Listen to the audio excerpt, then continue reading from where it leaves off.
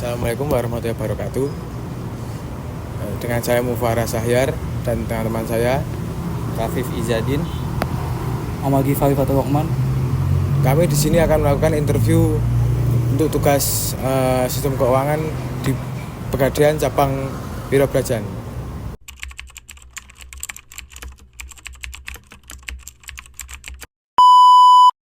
Assalamualaikum warahmatullahi wabarakatuh. Waalaikumsalam warahmatullahi wabarakatuh. Sebelumnya terima kasih kepada Kak Widya. Kak Widya untuk wawancara ini. Untuk yang pertama, apa saja tantangan utama yang dihadapi dalam operasional lembaga keuangan Pegadaian saat ini? Oke, untuk saat ini tuh kita lebih ke vintage ya mas, yang menjadi tantangan. Karena kan udah banyak Shopee Paylater, Aku Laku, ada kami gitu kan. Dan yang produknya mereka itu cuma jaminannya KTP aja. Jadi buat mencairkan pinjaman cukup KTP sama daftar wajah gitu kan. Sedangkan kalau di sini kan kita ada jaminannya, ada barang emasnya, ada barang agunannya gitu istilahnya. Nah itu jadi tantangan kita karena banyak nasabah yang lebih memilih ke sana. Padahal kalau misalkan mas gadai maksudnya mas ngajuin Shopee Paylater kayak gitu-gitu kan, yang digadaikan berarti sama saja datanya teman-teman. Jadi kadang kalau misalkan mas gak bayar atau ada tunjangan kredit itu biasanya teman-teman mas atau di kontak pusatnya pasti diteror kayak gitu. Nah kalau di kita nggak ada kayak gitu. Jadi semisal masnya ini ada tunggakan atau nggak membayar kreditnya atau mungkin gadainya gitu ya, itu barang masnya yang dilelang. Jadi yang milik ya Pak?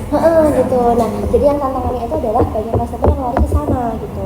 Sama tantangannya lagi itu karena kan di sini kebanyakan bintang usia 30 tahun ke atas kan untuk nasabah kami. Yang untuk nasabah-nasabah yang masih muda nih di bintang 17 sampai 25 itu belum terlalu banyak. Nah itu jadi tantangan kita juga. Jadi padahal produk-produk kita tuh nggak cuma gadai mas, kita ada tabungan emas, ada cicil emas, terus ada tabungan haji, ada tabungan traveling. Cuman memang belum semasif itu untuk promosi gitu sih. Untuk yang tadi Kak, yang kan kalau misalnya tidak dibayar kan ada langsung dilelang. Terus dari Pegadaian itu ada kasih space nggak sih Kak untuk misal udah tenggat waktu masih ada space lagi untuk bayar nggak sih? Kalau misalkan udah tenggat waktunya kita bisa ada dua opsi nih mas, mau diperpanjang atau biasanya kita juga notifikasi lewat WA. Jadi kalau misalnya udah tenggatnya nih itu biasanya nanti di WhatsApp. Nah nanti kalau misalnya masnya juga nggak ada respon untuk maaf mbak ini mungkin 2 hari lagi atau kayak gimana, biasanya kita langsung hilang gitu sih. Cuman misalnya masnya belum ada uang untuk menebus itu bisa diperpanjang mas gitu. Tenornya. Nanti ada berdua ya Kak ya. Berdua, apakah harapan akan kedepannya untuk lembaga keuangan Pegadaian yang ada di sini? Kalau harapannya semoga bisa menjangkau pasar lebih luas lagi sih mas, karena kan tadi kebanyakan di usia 30 tahun ke atas ya. Nah harapannya tuh anak-anak muda itu juga mau datang ke Pegadaian, entah itu untuk nabung, entah itu untuk cicil atau mungkin tabungan haji atau dan sebagainya gitu. Karena kebanyakan mereka pinjaman pedagang. Jadi harapannya lebih ke pasarnya yang lebih luas gitu sih. Untuk yang selanjutnya Kak, bagaimana Pegadaian ini menggunakan teknologi dalam operasionalnya seperti sistem informasi manajemen atau untuk berbasis mobile? Oke, kalau mobile kita ada aplikasinya mas. Jadi di Pegadaian itu ada Pegadaian Digital Syariah. Nah itu inovasi yang kita lakuin di dalam aplikasi itu teman-teman bisa gadai, terus bisa ngajuin pinjaman, bisa bayar listrik dan sebagainya lewat aplikasi itu. Jadi kita mau ikutin si vintage ini nih. Jadi semisal ada nasabah yang nggak harus ke outlet itu bisa lakuin transaksi lewat online. Iya gitu. Itu sih inovasi kita. Untuk selanjutnya Kak, apa tantangan yang dihadapi Pegadaian dalam menjaga kinerja operasional dan profitabilitasnya?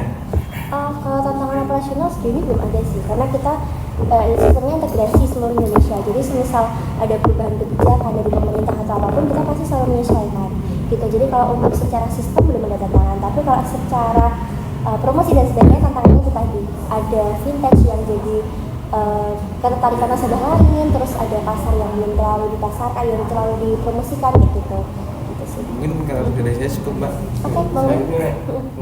Saya ingin menanyakan gimana cara menghadapi kesulitan dalam menebus barang gadainya. Oke, berarti maksudnya ada nasabah yang macet kredit gitu ya. Oke. Untuk nasabah macet kredit kita ada beberapa tahap nih. Untuk yang pertama biasanya kita ingetin lewat WA dulu. Nah makanya ketika nanti mas praktek gadai itu pasti ada nomor HP-nya. Nah nanti gunanya semisal mas ini belum membayar sesuai tenggatnya, kita hubungi lewat WA. Jadi pemberitahuan di tanggal sekian itu biasanya juga ada 1 week notice gitu sebelum hari H itu tuh pasti ada notisnya kak, tanggal sekian nanti tenangnya udah selesai nih mbak gitu. Jangan waktu seminggu. Jadi seminggu sebelumnya kita ada notisnya nih. Ini untuk kasus gede ya, kalau kasus ini itu biasanya cuma lewat WA aja. Terus nanti lewat dari itu barangnya jangan dilelang gitu. Tapi kalau misal kredit yang usaha nih, kredit usaha nominalnya di atas 10 juta, yang jaminannya BPKB motor. Nah kalau BPKB motor misalkan barangnya itu jenengan nggak bisa bayar, kan kita nggak bisa jual motor tanpa barangnya kan, cuma BPKB-nya nggak bisa kan. Nah makanya itu kita lebih effort buat nagihnya. Jadi kita ada selain WA, kita datengin ke rumahnya gitu. Karena untuk pinjaman di atas 10 juta tuh kita juga prosesnya panjang mas, 7 hari. Kita ada BI checking, kita ada survei kayak gitu. Survei lokasi sama survei usaha. Jadi makanya ketika masnya pinjam itu kita tahu nih, oh rumahnya di sini, usahanya seperti ini, tetangganya nomornya ini kayak gitu. Biasanya nanti kita hubungi orang-orang terdekat juga kayak gitu. Nanti semisal udah nggak bisa lagi dihubungin, biasanya kita jalan hukum gitu. Selanjutnya ada gimana prosedur yang ditempuh dalam menetapkan tingkat suku bunga dan biaya tambahan lainnya untuk layanan gadai? Oke, kalau penetapan suku bunga yang sewa modal gitu ya istilahnya ya, itu kita ikuti aturan dari pusatnya. Jadi sebenarnya untuk pembuat kebijakannya itu bukan dari pihak kita unit mas, jadi kayak pihak pusatnya gitu istilahnya.